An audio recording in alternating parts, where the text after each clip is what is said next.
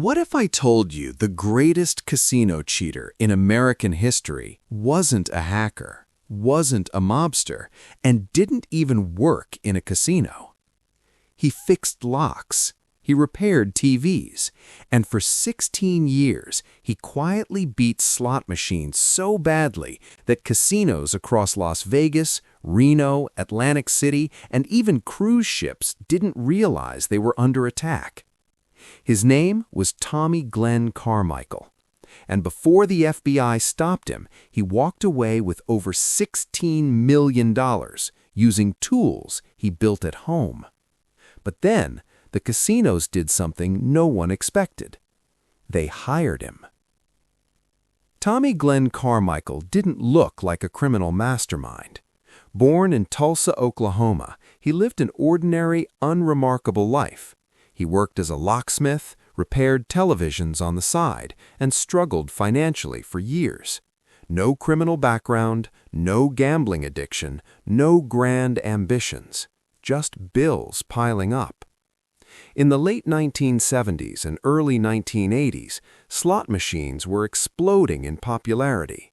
Casinos marketed them as random, unkillable, and impossible to manipulate.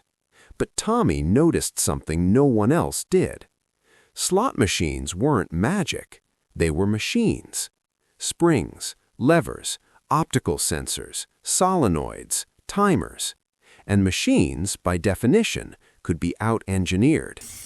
That single realization would turn desperation into one of the longest-running casino scams ever recorded. Here's the first shocking fact.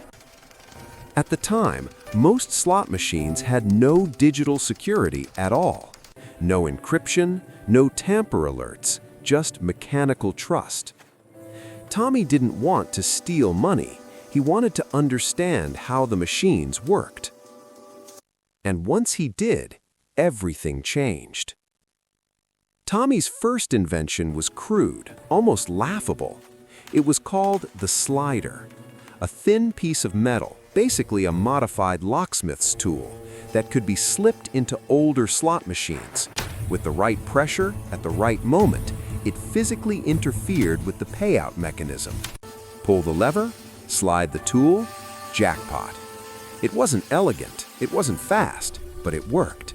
And here's the first twist. Casinos didn't notice. Slot machines were designed to pay out occasionally, so when Tommy hit jackpot after jackpot, it blended perfectly into normal operations. But then machines evolved. Casinos upgraded. Mechanical slots gave way to electronic slots. Optical sensors replaced physical triggers. For most cheaters, that was the end. But then, Tommy did something terrifyingly simple. He went back to his workshop. Instead of trying to break the machine, he asked a different question. What does the machine think is happening? That question led to his second invention, the device that made him famous among law enforcement, the Monkey Paw.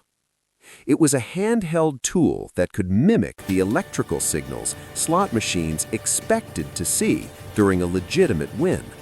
When applied at the perfect moment, the machine believed it had reached a payout condition and paid again and again and again.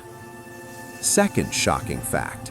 Some casinos reported losses of hundreds of thousands of dollars per machine before realizing anything was wrong. But then, Tommy went bigger. He didn't just want to win locally, he went national. Las Vegas, Reno, Atlantic City. Different casinos, different manufacturers, different machines, same outcome. And here's the third twist. Tommy wasn't alone anymore. He began teaching others. He sold devices, trained partners, built a small underground network of slot machine manipulators who all used variations of his tools. Casinos responded with tighter security, cameras, staff training, machine inspections.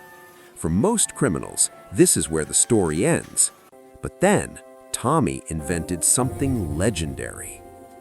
The device that finally broke the casino industry's confidence was called the light wand. This wasn't mechanical, it wasn't electrical interference, it was light. Modern slot machines relied on optical sensors, tiny light beams that detected real positions. Tommy realized that if you could overload those sensors, you could blind the machine at the exact moment it checked for a win. The light wand did exactly that. A brief, precisely timed flash caused the machine to misread the real position and lock in a jackpot that never actually occurred. Casinos had no defense. Here's the most unbelievable fact of all. Some manufacturers refused to believe cheating was possible, even as losses mounted. And then the FBI got involved. Undercover agents posed as gamblers. Surveillance teams tracked patterns. Casinos quietly shared data. For years, Tommy slipped through, until one mistake. A single associate got caught, then another.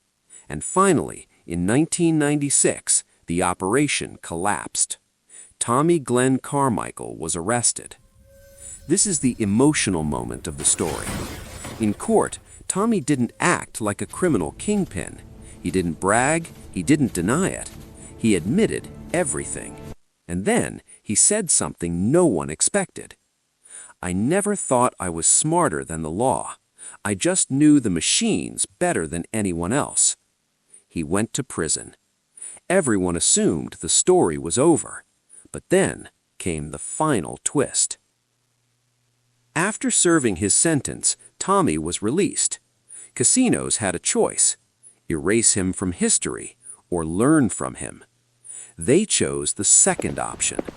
Slot machine manufacturers and casino security firms quietly approached him, not to punish him, but to hire him.